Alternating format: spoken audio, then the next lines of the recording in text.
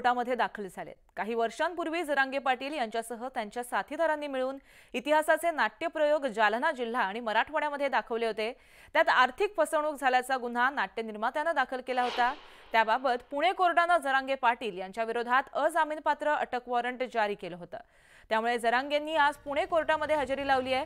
मात्र यात माझा काहीही संबंध नसून न्यायालयाचा आम्ही सन्मान करतो असं म्हणत त्यांनी न्यायालयामध्ये हजेरी लावली आहे। तर मराठा आंदोलक मनोज जरांगे पाटील हे पुणे कोर्टामध्ये दाखल झालेत। काही वर्षापूर्वी जरांगे पाटील यांच्यासह त्यांच्या इतर साथीदारांनी मिळून इतिहासाचा नाट्यप्रयोग जालना जिल्हा आणि मराठवाड्यात दाखवले होते आणि त्या प्रकरणी फसवणुकीचा आरोप जो आहे तो निर्मात्याने केला होता आणि या प्रकरणी आज ते पुण्यामध्ये दाखल झाले आहेत। तर अजित पवारांनी वेषांतराच्या मुद्द्यावरून त्यांच्यावर करण्यात आलेल्या आरोपांवर अखेर मौन सोडले। आपण वेषांतर करून दिल्लीला गेल्याच्या बातम्या आणि आरोप हे सर्व खोटे आहेत। जर माझ्यावर करण्यात आलेले आरोप सिद्ध झाले तर राजकारण सोडीन असा थेट इशाराच आता अजित पवारांनी विरोधकांना दिलाय। वेश बदलून गेल्याचे पुरावे द्या, तर मी वेशभूषा बदलून दिल्लीला गेलो हे साफ खोटं आहे। मला कुठे जायचं असेल तर उघडपणे जाईल, मला घाबरण्याची गरज नाही, मला लपून छपून राजकारण करण्याची सवय नाही। माझ्यावर असे आरोप करणाऱ्यांना लाज वाटली पाहिजे असा टोला सुद्धा त्यांनी लगावलाय। दरम्यान वेषांतराचा आरोप खरा ठरला तर राजकारण सोडीन असं देखील अजित पवार म्हणाले। अजित पवार नाव बदलून गेले। अरे मी राज्याचा 35 वर्ष काही काळ मी खासदार राहिलोय, काही काळ मी आमदार राहिलोय, काही काळ मी राज्यमंत्री राहिलोय, काही काळ मी विरोधी पक्ष नेता राहिलोय, काही काळ मी उपमुख्यमंत्री राहिलोय। एक जबाबदारी मला पण कळते। एखाद्याने स्वतःचं नाव बदलून जाणं हा पण गुन्हा आहे। त्याच्या संदर्भात सगळीकडे सीसीटीव्ही कॅमेरे आहेत आणि खुशाल काही पण बडबडतात। कोण बहुरूपी म्हणतंय, कोण काय म्हणतंय, कोण काय म्हणतंय।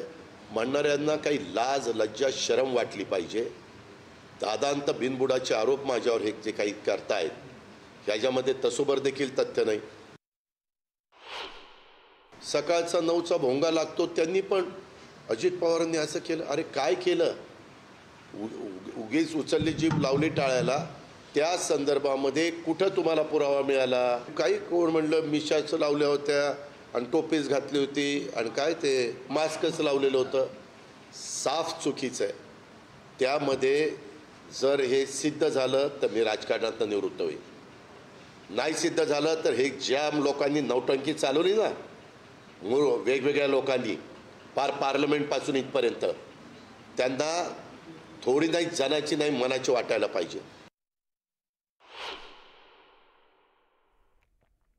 तर आरोप करणाऱ्यांना लाज वाटली पाहिजे असा थेट इशारा जो आहे तो अजित पवारांनी दिलेला आहे। जर हे सर्व आरोप खरे ठरले तर मी राजकारण सोडीन असं अजित पवार म्हणालेत। वेषांतर करून कधीच गेलो नाही असं देखील अजित पवार यांचं वक्तव्य समोर आलंय। खरं तर वेषांतराचा मुद्दा जेव्हा आला त्यानंतर विरोधक आक्रमक झाले होते। मोठ्या प्रमाणात आरोप प्रत्यारोपांच्या ज्या फैरी होत्या त्या झाडल्या जात होत्या आणि अखेर अजित पवारांनी या संपूर्ण प्रकरणाबाबत आपलं मौन सोडलेलं आहे। आरोप करणाऱ्यांना लाज वाटली पाहिजे, माझ्यावरचे आरोप सिद्ध झाले तर मी राजकारण सोडीन असं वक्तव्य यावरती अजित पवारांनी केलंय। मी नाव बदलून कधीही प्रवास केलेला नाही, वेषांतर करून कधीच गेलो नाही असं अजित पवार म्हणाले।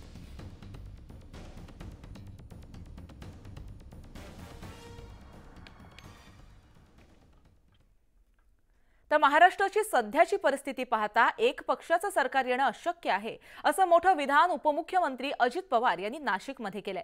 त्यांच्याबरोबर विद्यमान जागा ज्याची त्याच पक्षाला मिळणार अशी जागा वाटपाबाबत प्राथमिक चर्चा झाल्याची त्यांनी माहिती दिली आहे। महायुतीतल्या जागा वाटपाबाबत त्यांनी हे मोठं विधान केलंय। त्यांच्याबरोबर ज्या ठिकाणी जो उमेदवार ताकदवान असेल त्याला ती जागा दिली जाणार असून दुसऱ्या पक्षाला त्या बदल्यात दुसरी जागा देण्यात येईल असं सुद्धा त्यांनी सांगितल्याचं कळतंय। त्यामुळे आगामी निवडणुकांमध्ये नेमकं काय होतंय, नेमकी काय त्यांची भूमिका असेल हे पाहणं महत्त्वाचं ठरेल।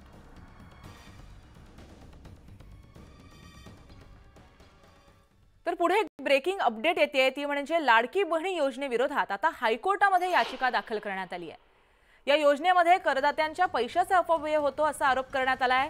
नवी मुंबईतील एका चार्टर्ड अकाउंटंट कडून ही याचिका दाखल केली गेली आहे। तर लाडकी बहीण याची योजनेबाबत जी तातडीची याचिका दाखल करण्यात आली होती त्यावरती स्थगिती देण्याला जो नकार आहे तो हायकोर्टानं दिलाय। तर याचिकेवरती 6 सप्टेंबरला मुंबईमध्ये हायकोर्टामध्ये सुनावणी पार पडणार आहे, अशी सुद्धा अपडेट हाती येते।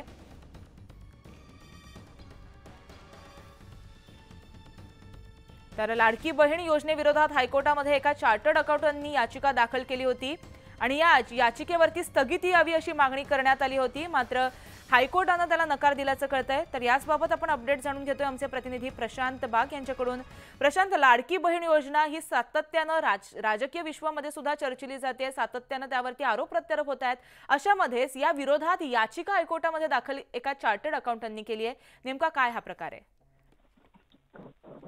Basically chartered accountant Naved Mulla म्हणून नवी मुंबईतले जे आहेत, आणखीन ओवेस पेचकर एक वकील आहे, या दोघांनी एकत्रित ही संयुक्त याचिका दाखल केली आहे। त्यांचं म्हणणं आहे की आम्ही या देशाचे नियमित करदाते आहोत आणि करदात्यांच्या पैशावर हा अवास्तव उपयोग केला जातो आहे। राज्य सरकारचा हा निर्णय चुकीचा आहे, हा करदात्यांच्या पैशांचा अपव्यय आहे, तर या योजनेला तातडीने स्थगिती द्या।